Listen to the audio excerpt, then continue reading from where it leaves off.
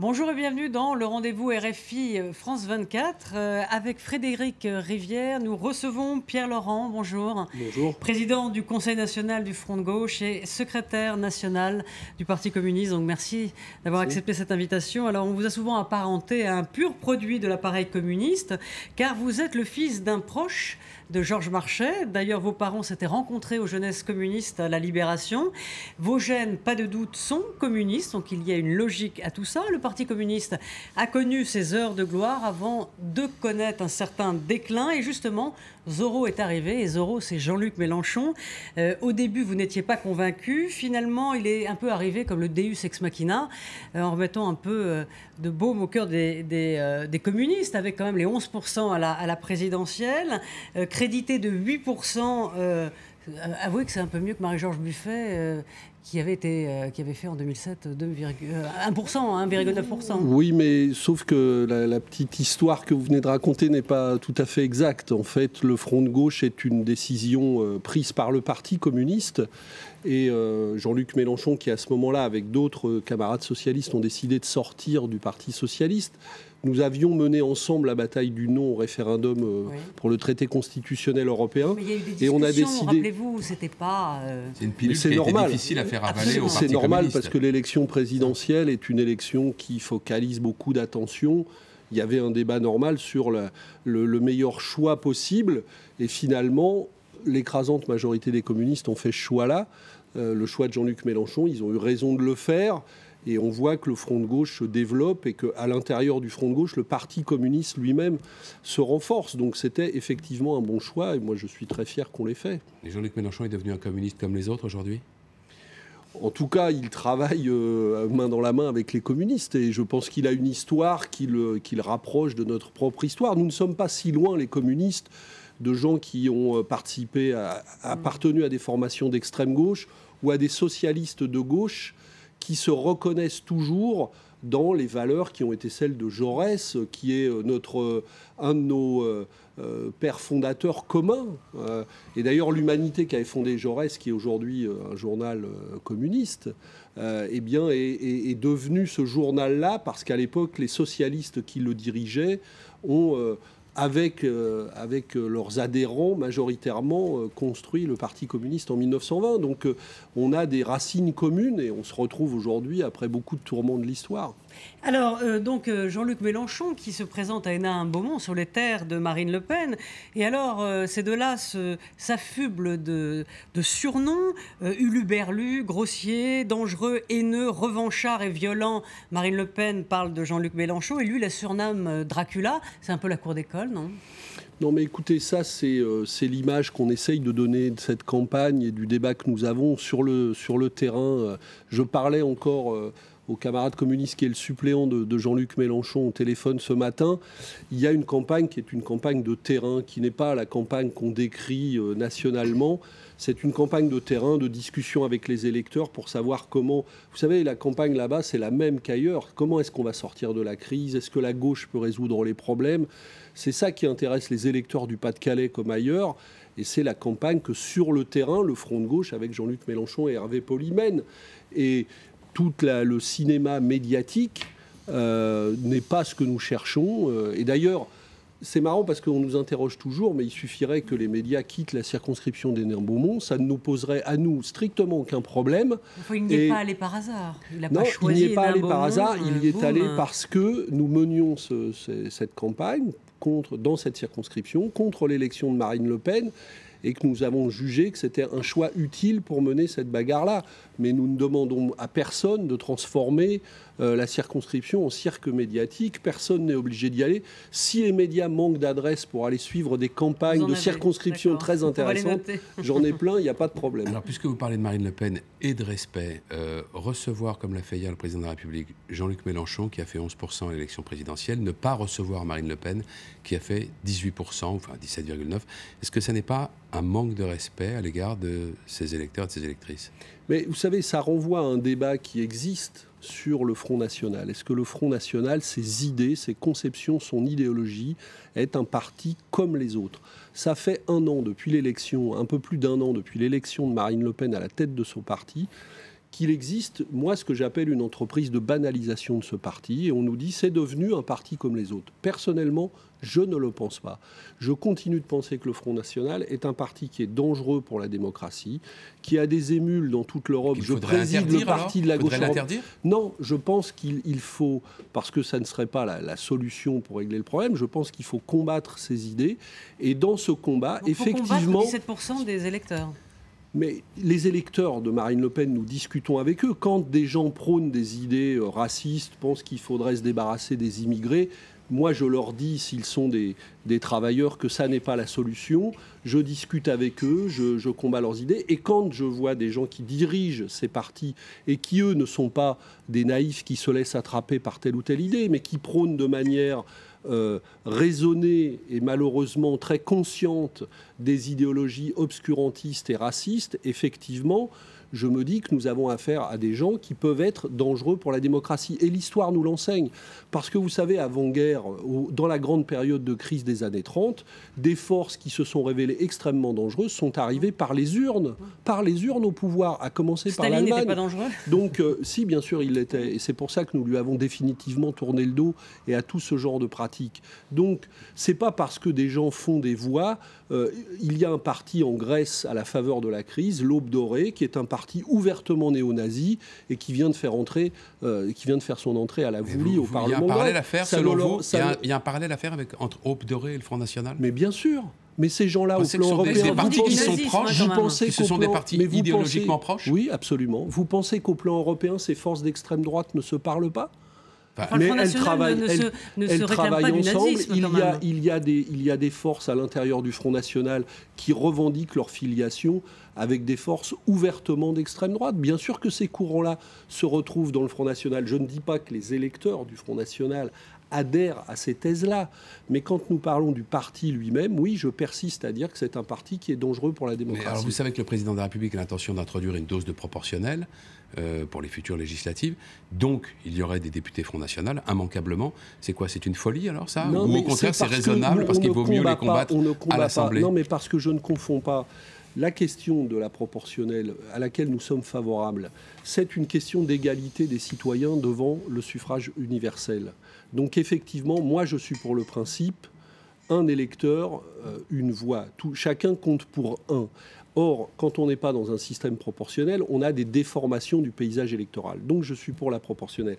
Et on ne combat pas un danger comme celui du Front National ou un parti par des mesures institutionnelles, par des mesures administratives. C'est pour ça que l'interdiction du parti ne me paraît pas être la bonne voie. C'est un combat d'idées, c'est un combat politique, idéologique. Donc on peut très bien, comme nous le faisons, mener ce combat politique et idéologique, dire le danger que ce parti représente, et par ailleurs, effectivement, être favorable à une réforme institutionnelle qui mettra chacun à égalité dans la représentation nationale. Alors, on va parler du social, parce que vous, Front de gauche communiste, ça vous intéresse, bien sûr. Les retraites, et notamment, c'est l'actualité de la semaine, puisqu'en mercredi, en Conseil des ministres, a été présenté le projet de loi par décret sur l'âge légal de la retraite à 60 ans. Donc, c'est 110 000 personnes qui sont concernées, et maternité et chômage seront prises en compte à hauteur de 2 trimestres. Alors, les syndicats jugent que c'est un peu trop timide, certains. Est-ce que vous êtes sur cette même ligne ? Est-ce que vous considérez qu'on peut aller plus loin, d'autant que cette mesure ne va pas coûter aussi cher qu'il était prévu ? Vous savez, d'une part, déjà, cette mesure de retour de la retraite à 60 ans pour les gens qui ont travaillé 18 ans, pour nous, n'est qu'une mesure partielle par rapport à ce que nous demandons, c'est-à-dire un retour progressif de tout le monde au droit à la retraite à 60 ans. Donc, c'est déjà une mesure très partielle par rapport à l'ampleur du problème à nos yeux. Dans l'application de cette mesure, je note avec satisfaction, il y a eu malheureusement des hésitations sur ça, que des périodes de chômage, de maladie, des périodes de maternité vont être validées. C'est la moindre des choses. Parce que si on ne le fait pas, ça veut dire que les femmes, par exemple, pour prendre la période de maternité, seraient pénalisées même quand elles ont commencé à travailler à 18 ans par rapport à des hommes. Donc ce serait une situation d'injustice absolument problématique. Donc on compte ces périodes, tant mieux. Visiblement, on ne les compte pas entièrement. c'est regrettable, d'autant que financièrement, il semble que la mesure soit effectivement supportable. Donc on pourrait aller plus loin sur cette mesure. Et nous restons favorables à une réouverture complète du dossier de la retraite à 60 ans. Alors je vous propose juste d'écouter Xavier Bertrand, l'ancien ministre du Travail, dans le précédent gouvernement de François Fillon. On l'écoute et vous réagissez après. Au début, ils avaient dit 150 000 personnes bénéficiaires. Aujourd'hui, on est à 100 000 au maximum. Peu de bénéficiaires, beaucoup de déçus, mais encore plus d'inquiets. Je veux protéger les retraités et ce sera d'ailleurs l'enjeu de mon combat à l'Assemblée nationale. Alors des inquiets et des déçus. Excusez-moi, mais c'est l'hôpital qui se fout de la charité, parce qu'avec Xavier Bertrand, plus personne n'a le droit à la retraite à 60 ans. Et puisqu'il parle de son combat à l'Assemblée nationale, c'est pas sûr qu'il puisse le mener, parce que j'espère qu'il sera battu dans sa circonscription. Mais si jamais il avait l'occasion de le mener, ça serait pour empêcher le moindre retour à la retraite à 60 ans pour personne. Donc ce n'est pas Xavier Bertrand qui peut donner des leçons, même au gouvernement, quel que soit... Parce qu'il considère que la mesure met le système de retraite en péril et qu'il veut sauver, lui, le système de manière plus large. C'est ça son argument. C'est totalement faux. D'abord, ce qui met le système en péril, par exemple, je rencontrais sur le terrain, puisque je suis tous les jours dans la bataille législative pour accompagner des candidats, une femme qui me parlait, qui est à la recherche d'un emploi, qui a 53 ans, qui a travaillé toute sa vie depuis et qui ne trouve plus d'emploi. Il y a des centaines de milliers de gens qui continuent d'être éjectés du monde du travail à partir de 50 ans, singulièrement des femmes, mais pas seulement. Et on demande à ces gens-là de ne pouvoir accéder à la retraite que de plus en plus tard. Voilà ce qui met le système en péril.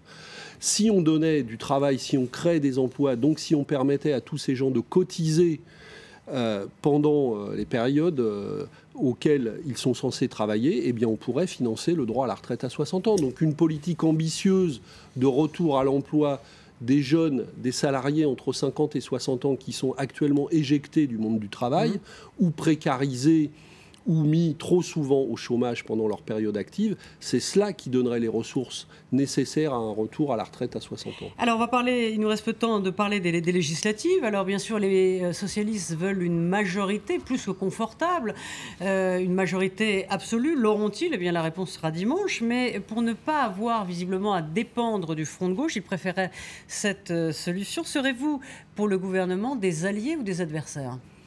Écoutez, sur la majorité à l'Assemblée nationale, nous partageons un objectif commun. C'est que nous voulons une large majorité de gauche. Et évidemment, pour pouvoir conduire une politique de changement.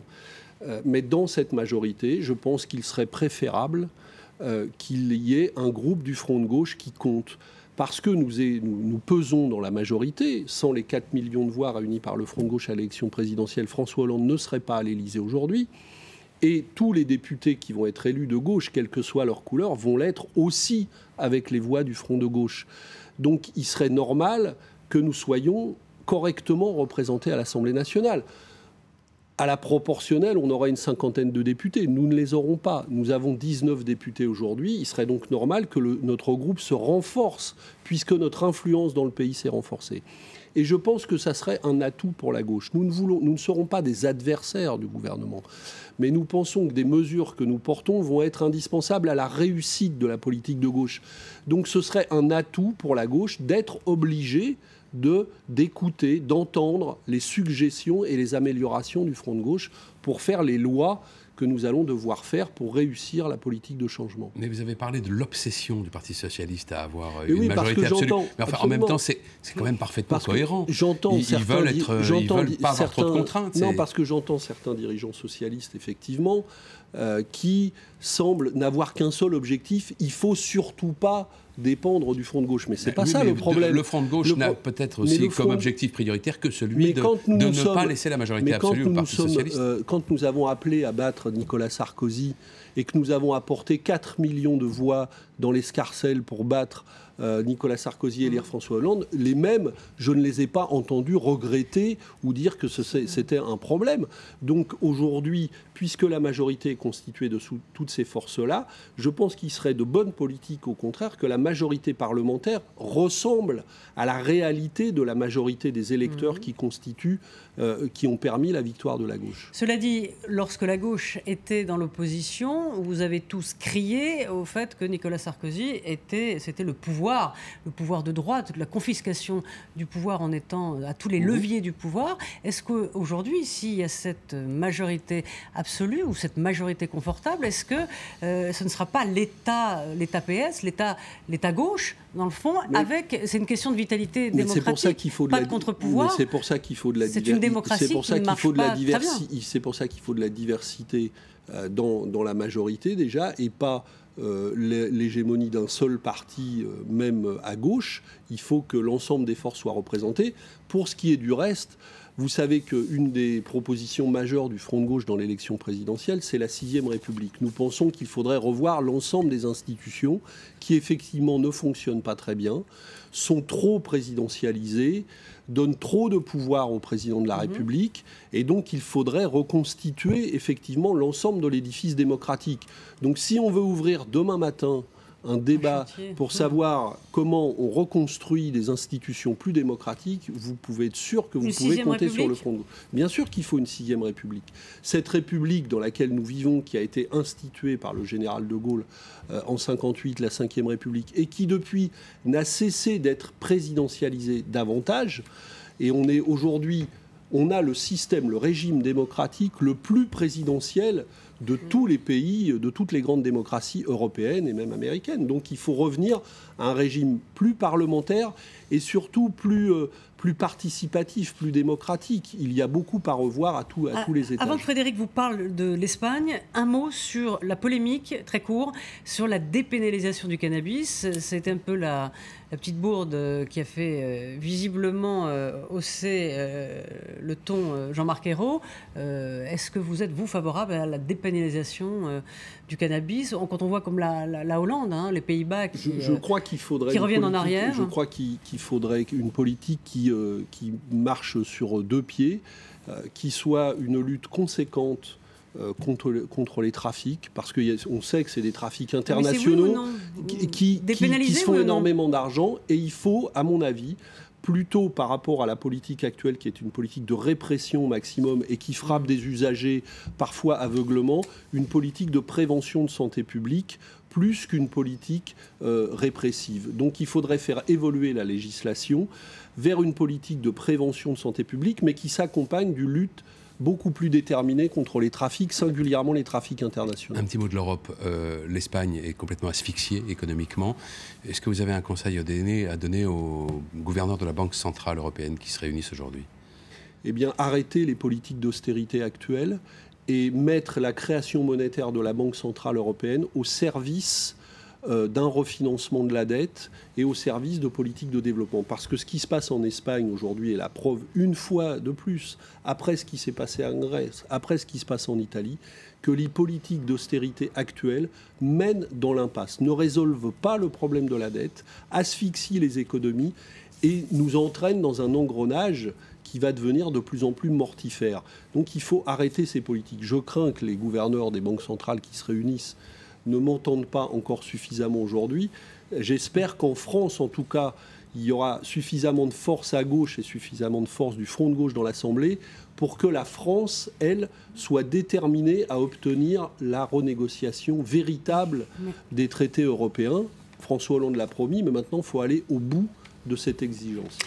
Merci beaucoup, merci Pierre-Laurent d'être passé sur le plateau de France 24. Merci. Frédéric, on vous retrouve donc le matin sur RFI à 8h20 pour votre interview politique. Merci, on se retrouve très vite sur France 24.